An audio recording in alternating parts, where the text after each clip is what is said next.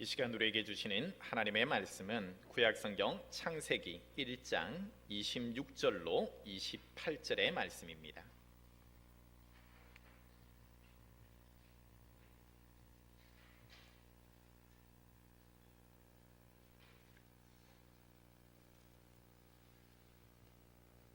말씀을 봉독해 올리겠습니다.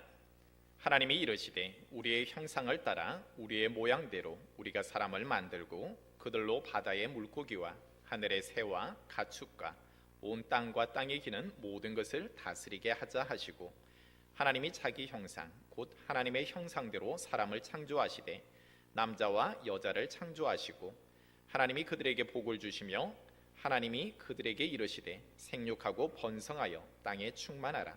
땅을 정복하라. 바다의 물고기와 하늘의 새와 땅에 움직이는 모든 생물을 다스리라 하시니라. 아멘.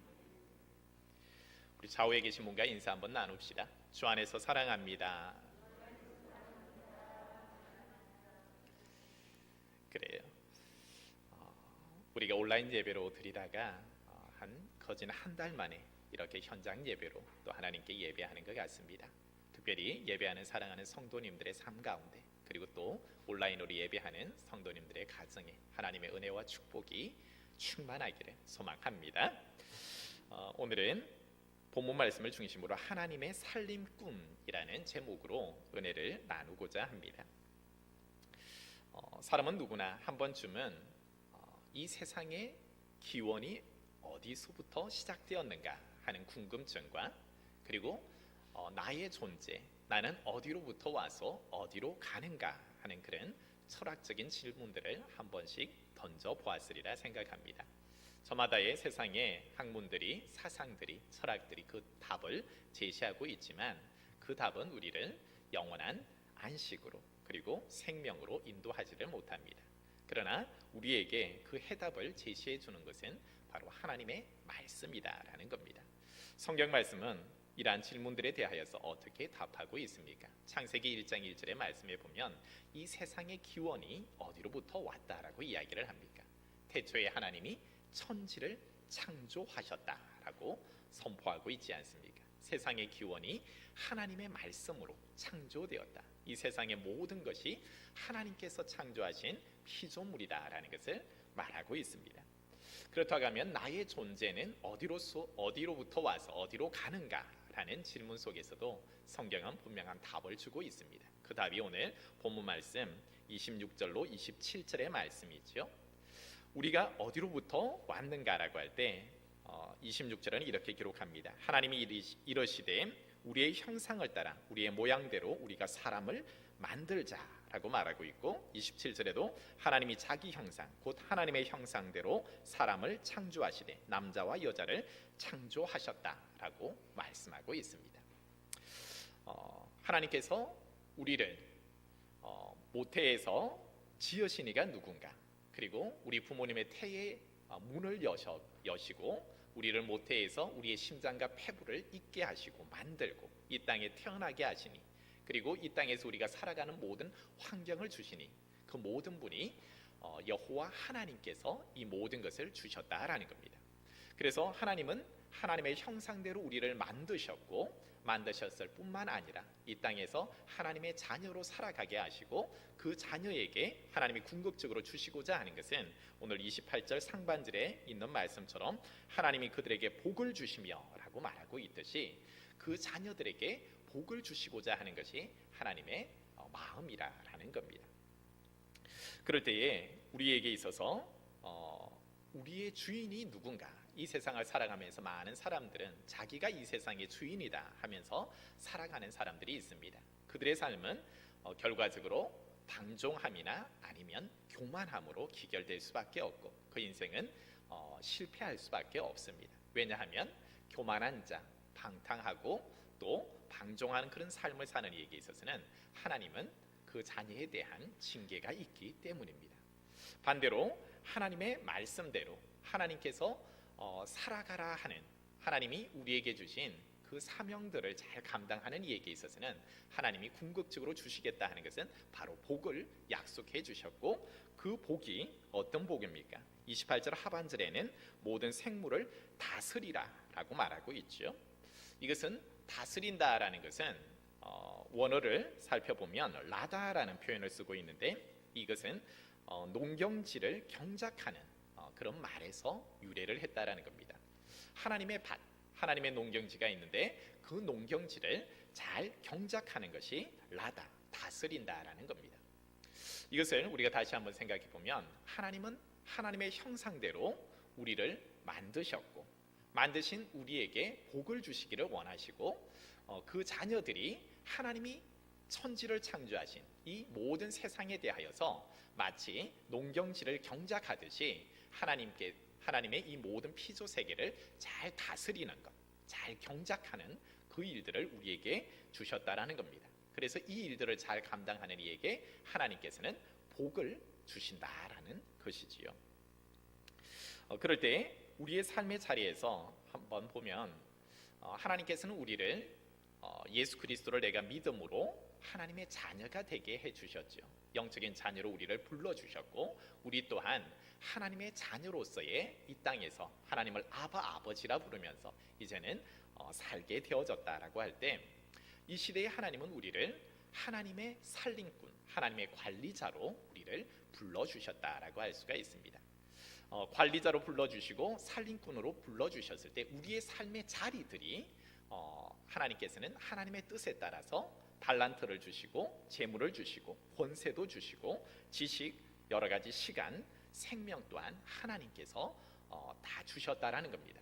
그럴 때 우리에게 있어서 주인이 가라 할 때에 우리는 바로 내 삶의 주인이 하나님이시다라는 그 고백감, 하나님께서 우리에게 원하시는 것이 무엇인가라고 할 때 그는 나는 항상 하나님의 종이다, 하나님의 관리자다, 하나님의 살림꾼이다라는 그러한 의식이 있어야 한다라는 겁니다. 제가 자주 우리 성도님들께 말씀드렸던 분명한 로드십, 그러니까 하나님은 나의 임금이시다, 하나님이 나의 주인이시다라는 그런 의식으로 우리는 날마다 살아가야 한다라는 겁니다. 그런 의식 속에 살아가는 이에게 하나님께서는 여러 가지 하나님이 사용하시고자 할 때에 그가 주님 내가 여기 있습니다, 나를 사용해 주옵소서라고 자기를 드릴 수가 있어야 한다는 것이지요. 디모데후서 2장 20절로 21절의 말씀에 보면 큰 집에는 금그릇과 은그릇뿐 아니라 나무그릇과 질그릇도 있다라고 말하고 있습니다. 그래서 귀하게 쓰는 것도 있고 천하게 쓰는 것도 있는데, 그러므로 누구든지 이런 것에서 자기를 깨끗하게 하면 기이 쓰는 그릇이 될 것이다 라고 말합니다. 하나님께서 제각각 우리를 하나님의 형상대로 지으셨는데 저마다 큰 집, 하나님 나라에서는 금그릇, 은그릇, 그리고 나무그릇이나 질그릇으로도 이렇게 필요하다라는 것이지요. 그럴 때 하나님께서 들어 쓰시는 그릇은 이 모든 그릇의 용도들이 있는데, 그 그릇이 깨끗하면 그 주인이 그 그릇을 귀하게 사용한다라는 겁니다. 그래서 우리에게 있어서 하나님은 저마다 가정을 주시기도 하고, 때로는 직장을 주시기도 하고, 기업을 운영하기도 하고, 또 교회에 있어서는 여러 가지 직분을 주시죠. 집사의 직분을 주기도 하고, 그리고 항종직의 직분을 주기도 합니다. 그럴 때에 하나님께서 제각각 하나님의 나라에서 사용하시고자 하는 하나님의 용도가 있다라는 것이고, 그 용도에서 쓰임 받는 것은 그 그릇이 나는 금 그릇이기 때문에 날마다 쓰이겠지 하는 것이 아니에요. 그 그릇이 항상 깨끗하게 준비되어져 있는 그릇을 하나님께서는 쓰신다라는 것입니다. 하나님의 살림꾼, 하나님의 관리자가 해야 하는 것이 있는 거예요. 그의 가장 큰 직무는 무엇이겠습니까? 하나님의 경작지, 하나님이 세상을 만들어 놓은 이것에 대하여서 그곳이 아름답게 관리되도록, 즉 다스리는 것. 너희는 정복하고 다스리라 라고 말했듯이 하나님이 만들어 놓으신 이 피조 세계에 대하여서 여러 가지 공격들이 있을 수 있고 잡초들이 자라날 수도 있습니다. 그럴 때에 이 하나님의 나라의 경작지를 이제 맡은 관리자, 살림꾼은 매일매일 자라나는 이 잡초들을 제거할 수 있어야 한다는 겁니다. 우리 성도님들도 교회 주변에 텃밭을 이렇게 일구고 있지 않습니까?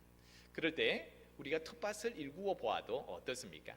일주일만 그 밭을 돌아보지 아니하여도 나는 분명히 좋은 채소 씨앗을 심고 또 무언가 채소를 심었는데 그것만 자라는 것이 아니라 옆에 풀들이 많이 자라나지 않습니까? 그럴 때 그 풀들을 뽑아주고 또 때를 따라서 거름도 주고 비료도 주고 물도 주고 하면서 그 농작물이 잘 자랄 수 있도록 그렇게 할 때에 그곳에서 열매를 얻고 때로는 채소를 우리가 얻지 않습니까?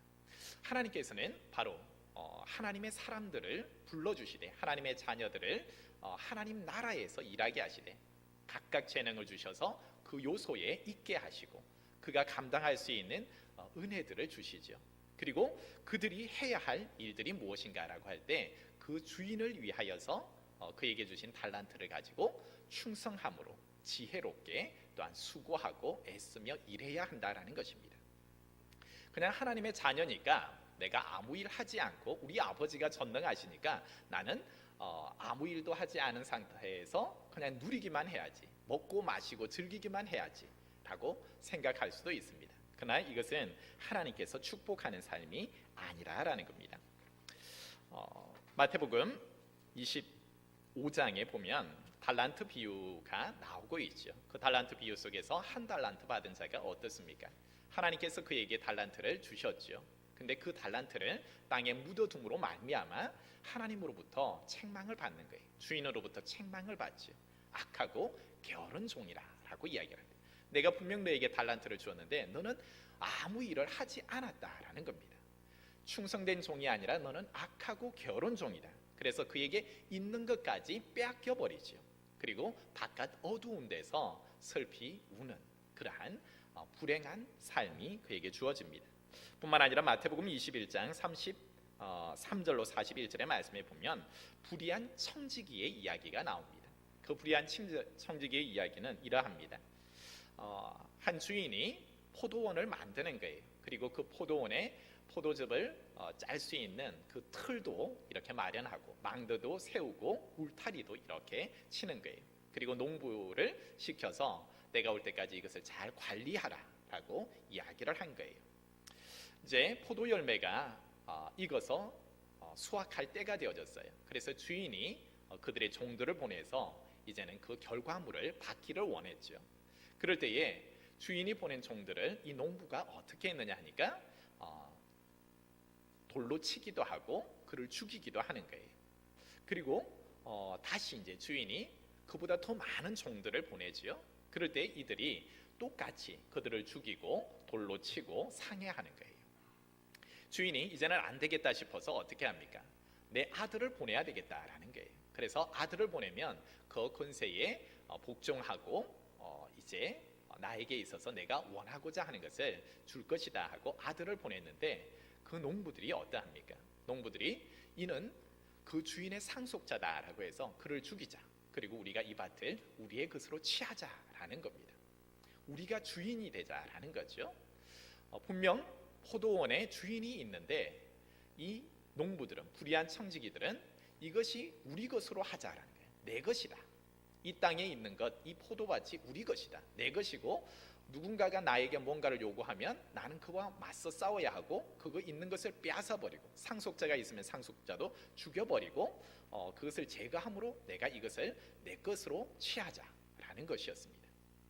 그런데 성경은 뭐라 말합니까? 불의한 청지기의 뜻대로 되는 것이 아니라 때가 되어질 때 그 주인이 이곳에 와서 그 불의한 종들, 농부들을 멸하여 버릴 것이다. 하나님께서 친히 오셔서 그들을 멸하실 때가 있다라는 것이었습니다. 여러분, 세상에 예수 그리스도를 믿지 않는 사람들은 세상의 주인이 누구인가 하면 자기 자신이 세상의 주인인 것처럼 살아갑니다. 간혹 성도들 중에서도 내가 가진 물질이 내 것이라 생각하고 가정이, 직장이, 기업이 다 내 것이라 생각하는 사람들이 있습니다. 이것은 마치 불의한 청지기와 같이 내게 있는 것이 내 것이다 라는 것은 주인을 잃어버리고 망각하는 삶입니다. 그 삶은 참 불행한 삶으로 기결될 수밖에 없습니다. 하나님의 복을 받는 것이 아니라 오히려 하나님의 말씀에 순종하지 못함으로 하나님의 진노와 저주의 대상이 되는 것이지요. 하나님이 복 주시겠다 하는 원리가 무엇입니까? 하나님의 자녀로 불러주셨고 하나님이 모든 것을 창조했고 너를 창조한 이도 하나님이다라는 거죠. 분명히 너희의 주인이 있다라는 거고 그 주인은 너희에게 맡기는 하나의 사명이 있는데 그것은 내가 만든 이 모든 피조 세계를 잘 관리하라, 다스리라 라는 분명한 명령을 주셨어요. 이 명령을 잘 따라 살아가는 이에게 있어서 하나님은 내가 복을 주겠다는 거예요. 그래서 창세기 1장 28절에 하나님이 그들에게 복을 주시며 하나님이 그들에게 그냥 너희는 관리하는 자로서 나의 종으로서 일만 열심히 하고 나에게 모든 것 다 올려라 라는 것이 아니라 하나님이 궁극적으로 하나님의 자녀에게 주시고자 하는 것은 복을 주시기 위함인데 그 복은 28절 하반절에 다스리라. 하나님의 농경지 하나님이 만든 이 피조 세계를 너희들은 땀 흘려서 수고롭게 이 모든 것이 하나님이 보시기에 심히 아름다웠다 하신 이 모든 창조 세계에 대하여서 너희들은 허물이 있느냐, 때로는 부족한 것이 있느냐, 잡풀들이 자라나느냐, 보기에 안 좋은 것들이 있느냐, 그러면 너희는 수고하고 애씀으로 땀 흘림으로 하나님 나라가 아름다울 수 있도록 그 하나님의 정원을 가꾸기도 하고 논밭을 가꾸기도 하고 가정을 가꾸기도 하고 직장을 가꾸기도 하고 교회를 가꾸기도 하고 이 세상 그리고 내 이웃 그리고 하나님이 있게 하신 모든 것에 대하여서 너희들은 그것을 경작하는 다스리는 자로서 관리하는 자로서 너희들은 그 소명을 감당하라라는 것입니다. 그러할 때 너희에게 있어서 아무 일도 하지 아니하고 한 달란트 받은 사람처럼 달란트를 주었는데 그냥 하나님이 내 아버지인데요 하고 아무 일도 하지 않는 이에게는 하나님이 악하고 게으른 종이라 라고 분명히 책망하고 계시고 이 모든 것이 내 것인데요 하고 주인을 잊어버리는 이에게 있어도 하나님은 그를 멸하여 버리신다 말씀하고 있는 것이지요. 여러분 우리의 삶에 있어서 하나님께서 우리를 불러주셨을 때 하나님의 살림꾼, 하나님의 나라의 관리자로 불러주셨고 그 자리에 우리를 있게 하셨어요. 그럴 때 나는 어떻게 이 일들을 감당하고 있는가 하는 것을 우리가 이 시간 한번 보아야 한다는 겁니다. 나는 그 땅을 다스리고 있는가? 하나님 나라에 대해서 경작하고 있는가? 아니면 하나님은 나에게 주신 달란트를 묻어두고 아무것도 하지 않고 있지는 않는가? 아니면 그보다 한 단계 더 나아가서 주인을 망각한 채 불의한 포도원의 그 농부들처럼 내게 있는 것, 물질도 내 것이요, 집도 내 것이요, 땅도 내 것이요, 직장, 기업 이 모든 것이 내 것이다 라고 내가 그렇게 착각 속에 살아가고 있지는 않은지요. 우리는 다시 한번 오늘 본문을 통하여서 세상을 있게 하시니 이 세상의 주인이 누구인가 할 때 천지의 주인은 천지를 창조하신 하나님이 주인이시요 내 삶의 주인은 누구인가라고 할 때 나를 만드신 분이 있는데 하나님의 형상대로 우리를 만드신 그분이 나의 참 주인이시다라는 것을 고백할 수 있어야 되는 줄 믿습니다. 그 삶 속에서 이제 우리가 분명히 해야 하는 것, 우리가 복받는 삶 사는 것은 아무 일을 하지 않음으로 복을 받는 것이 아니라 하나님이 하라 하신 그 사명을 감당하는 이에게 있어서 하나님은 분명히 복을 허락하고 있다는 겁니다. 그 복은 이 땅에서의 복과 영원한 내세에서의 복을 하나님은 약속하고 있다는 겁니다. 사도 바울의 삶을 보면 그러합니다. 그가 예수 그리스도를 만나지 못하였을 때 그의 삶은 이 땅에서 주인을 알지 못하고 자기가 이 세상의 주인 되어 살아가는 삶이었습니다. 이 땅에서 내 이름을 내는 것, 내 의를 드러내는 것, 이 땅에서 명예를 얻는 것, 부를 얻는 것, 내가 잘 사는 것, 그리고 많은 사람들이 나를 존경하는 삶을 살아가지요. 그리고 그것이 잘 사는 줄 알았습니다. 그렇지만 그 삶은 하나님이 원하시는 삶이 아니었어요. 하나님이 원하시는 삶, 그것은 주인을 잊어버리고 하나님을 잊어버리고 하나님이 보내신 그 아들을 오히려 죽이는 일에 앞장서는 그 삶이 아니었다라는 겁니다. 다시 한번 그가 예수 그리스도의 빛에 비추어짐으로 이제는 분명한 깨달음이 있게 되어지죠. 하나님을 나의 주인으로 고백하죠. 예수 그리스도를 나의 구주로 고백하게 되어지죠. 그래서 그 삶이 어떠합니까? 그는 서신서를 통하여서 날마다 표현하고 있는 것, 예수 그리스도의 종 바울이라는 표현을 씁니다. 나는 나다라는 것이 아니에요. 이 세상의 주인이 내가 아니라는 거예요. 나는 분명한 내 주인이 있습니다. 내 삶의 주인이 있고 나는 종입니다 라는 거예요. 그래서 예수 그리스도의 종 바울은 이라는 표현을 쓰고 있고, 그래서 그는 종의 삶을 사는 겁니다. 종의 삶은 자기가 하고 싶은 대로 사는 것이 아니라 내 주인의 말씀에 전적으로 순종하며 살아가는 삶이고, 내 주인이 가라 하면 그곳으로 가서 열심히 일하는 삶이었어요. 그래서 하나님께서 처음 사도 바울에게 주신 사명이 무엇이었습니까? 너는 이방인의 사도로 내가 너를 나의 그릇으로 내가 사용하겠다라고 했지요. 그럴 때 그는 열심히 이방인들을 향하여서 4차 전도 여행을 통하여서 그는 복음의 씨앗을 뿌리는 겁니다. 그 수고로움이 있는 거예요. 죽을 고비를 넘기죠. 동족의 위험으로부터 그 위험을 감수하는 거예요. 40에 하나 감한매를 수차례 맞게 되어지는 거예요. 돌로 침을 당하고 헐벗은가 굶주림 여러 가지 어려움들이 있지만 그는 그 일을 포기하지 않지요. 때로는 옥에 갇히기도 하면서 여러 가지 그의 삶 속에서 환난과 핍박을 받게 되어지지만, 오히려 그리스도를 위하여서 주님의 몸된 교회를 위해서 나는 그리스도의 남은 고난을 내 육체에 채우는 것을 나는 오히려 기쁨으로 여긴다 할 정도로 그는 그에게 맡겨진 사명을 잘 감당한다라는 것입니다. 그럴 때 하나님은 바울에게 있어서 그 지경을 넓혀주죠. 그냥 너는 복음을 심고 그곳에서 교회가 세워지고 자라나게 하는 것에서 그치게 한 것이 아니에요. 너는 그 교회들을 돌아보라라는 거예요. 교회들이 저마다 세워졌지만 여러 가지 어려움들, 거짓 선지자들이 일어나고 환난과 핍박이 있음으로 말미암아 교회들이 세워진 교회들이 어려움에 처할 때 사도 바울은 그 교회들을 다 돌아보기 시작하고 때로는 서신서를 보내어서 그 교회들이 던던히 세워져 갈 수 있도록 또 그 역할을 감당하는 겁니다. 뿐만 아니라 모 교회와 같은 하나의 신앙의 모태와 같은 예루살렘 교회가 어려움에 처한 거예요. 환난과 핍박으로 인하여서 굉장히 큰 어려움이 처했을 때 이방에 있던 그 모든 교회들이 함께 또 흥금하게 함으로 말미암아 그 예루살렘 교회를 또 돕는 일에 있어서도 사도 바울은 그렇게 또 사용되어집니다. 뿐만 아니라 그에게 준 지경들을 하나님이 점점 넓혀 가실 때에 아직도 예수 그리스도를 믿지 못한 이들이 있다. 그래서 서바나와 로마 땅끝까지 이르러서 나는 하나님의 종의 역할을 감당하기를 원한다라는 것이죠. 여러분 보십시오. 하나님께서 하나님의 자녀로 불러주셨을 때, 하나님 나라의 관리자로 불러주셨을 때에 사도 바울은 그냥 그것을 묻어두고 저 못 갑니다. 환난이 있는데 핍박이 있는데 저는 못 갑니다. 저는 하고 싶은 게 있는데요, 내가 하고 싶은 것을 한 게 아니에요. 하나님이 가라 할 때에 그는 즉각적으로 순종하면서 내 주인의 말에 전적으로 순종하며 따라가죠. 보십시오. 1차 전도여행을 마치고 2차 전도여행을 갔을 때 그는 소아시아의 첫 번째 복음의 씨앗이 맺혀진 교회들을 돌아보기를 원했지만 하나님께서는 너는 마게도냐로 가라, 너는 소아시아가 아닌 유럽으로 가라 할 때에 자기의 생각과는 다르지만 하나님의 뜻을 쫓아서 가는 겁니다. 그리고 전도여행 중에 예루살렘으로 가면 그가 환난과 핍박을 받고 때로는 큰 어려움이 있을 것을 아는 거예요.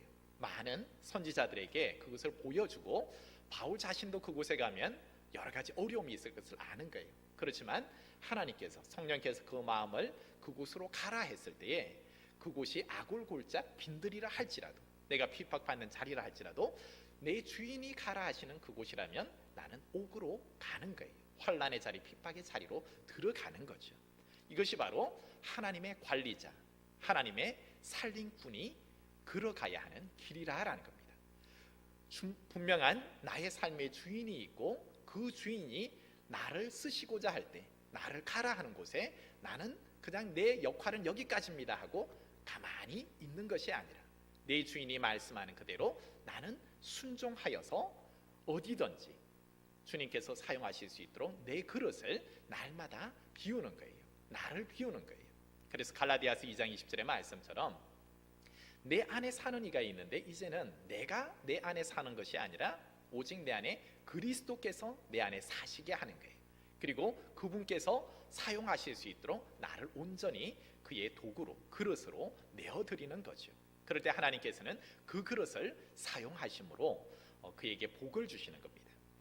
마태복음 24장 45절로 46절의 말씀 속에 이렇게 기록합니다. 충성되고 지혜 있는 종이 되어 주인에게 그 집 사람들을 맡아 때를 따라 양식을 나눠줄 자가 누구냐? 주인이 올 때에 그 종이 이렇게 좋은 것을 보면 그 종이 복이 있으리로다. 여러분, 하나님이 맡겨준 사명, 하나님 나라에 대하여서, 하나님의 그 농경지에 대하여서 수고로운 땀을 흘리는 이 사도 바울, 그 농부가 되어서 그 땅 하나하나 이렇게 풀도 뽑고 고랑도 내고, 그리고 농작물도 심고, 그리고 때를 따라서 비료도 주고 물도 주고 여러 가지 역할들을 하면서 수고로운 땀을 흘리는 그에게 있어서 충성되고 지혜 있는 종이라고 말하고 있고, 하나님께서는 주인이 올 때 그 종에게 있어서 반드시 복을 주겠다, 그에게 상을 주겠다라고 말씀하고 있는 것입니다. 이것은 내세의 바울에게 하나님이 주실 복이었죠. 그런데 마태복음 13장 8절의 말씀에 보면 네 가지 밭의 비유를 말씀하시면서 옥토에 떨어진, 좋은 밭에 떨어진 비유의 말씀을 하고 있죠. 자기 밭을 잘 경작하느니, 하나님이 주신 이 경작지에 대하여서 하나님의 살림꾼으로서 그 밭에 돌이나 어떤 잡초들이 없게 하고, 그 밭을 갈아엎고 기경하고 어떤 것을 심어도 잘 자랄 수 있게 한 그 관리인에 대하여서 농작물이 어떻게 결실을 하게 되어집니까? 그것은 30배, 60배, 100배의 결실이 그에게 있게 하겠다라는 거죠.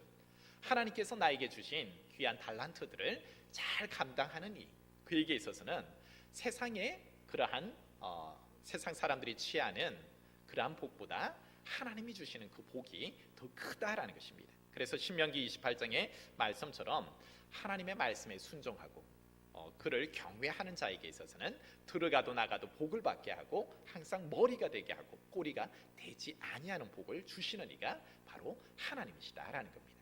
하나님뿐만 아니라 우리에게 이러한 복을 누리도록 10의 1조의 제도를 주셨어요. 사람이 살아가다 보면은 저마다 물질의 유혹에 넘어갈 수 있고, 그로 말미암아 주인을 잊어버리는 경우들이 있어서 하나님은 하나님의 백성에게 있어서 너희의 주인이 있음을 기억해라. 너희에게 소출이 있을 때 너희가 수고해서 얻은 것이 아니라 이 모든 것은 하나님의 것이고, 이곳에서 그 소출이 있게 한 것도 하나님이시고, 너희는 하나님의 분명한 종이다. 그럴 때에 너희가 10의 1조를 구별하여서 드릴 때에 그 우리의 주인 되신 하나님 아버지는 어떻습니까? 10의 9를 나에게 주고 10의 1을 너희가 해라 하는 것이 아니죠. 세상은 주인이 10의 9를 취하고 10의 1을 일한 종에게 줍니다. 근데 하나님이 주시는 복은 어떤 복입니까? 하나님께서 창세기 1장 28절을 통해서 내가 너희에게 복을 주겠다 하고 너희는 다스리라, 즉 나의 이 하나님 나라, 이 세계 너희에게 준 그것을 잘 관리하라 라고 말하였죠. 그 관리하면서 우리가 열심히 할 때에 하나님이 주시는 복은 10의 9는 너희에게 내가 준다.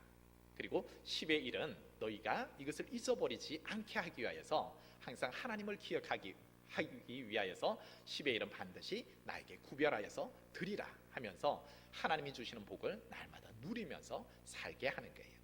그래서 10의 1조를 드린다라는 것은 단순히 하나님이 뭔가 궁핍하고 부족해서 우리에게 그것을 요구하는 것이 아니라 이 모든 것의 주인이 하나님이시다. 나에게 소출을 있게 하시니, 나에게 가정을 주시니, 나에게 생명을 주시니, 나에게 모든 것을 사람을 만나게 하시니도 하나님이시다라는 것을 잊지 말아라는 겁니다. 그리고 항상 너희들의 삶을 살펴서 내 주인의 말에 귀를 기울일 수 있어야 한다는 것이죠. 그리고 주인이 쓰실 수 있도록 너희 그릇을 항상 깨끗하게 하는 그 삶을 살 때 하나님은 너희에게 궁극적으로 주시고자 하는 것이 복을 주신다라는 겁니다.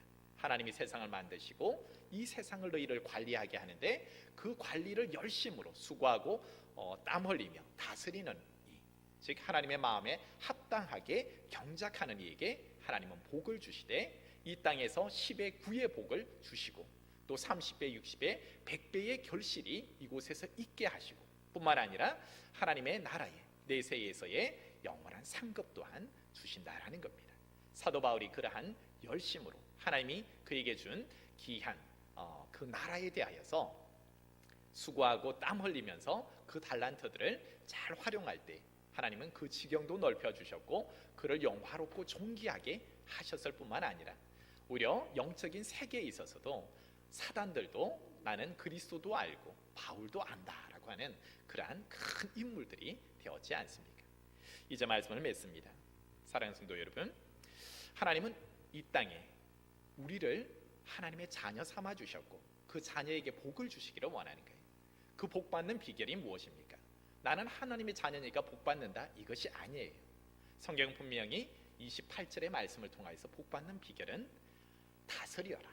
하나님이 주신 이 세계에 대하여서 너희를 있게 한 장소에서 너희들은 하나님의 관리자로서 하나님의 살림꾼으로서 열심히 일하라라는 겁니다. 내가 너를 나의 그릇으로 불렀다라는 겁니다. 하나님의 복음을 맡은 비밀을 맡은 자로서 너희를 불렀다라는 겁니다.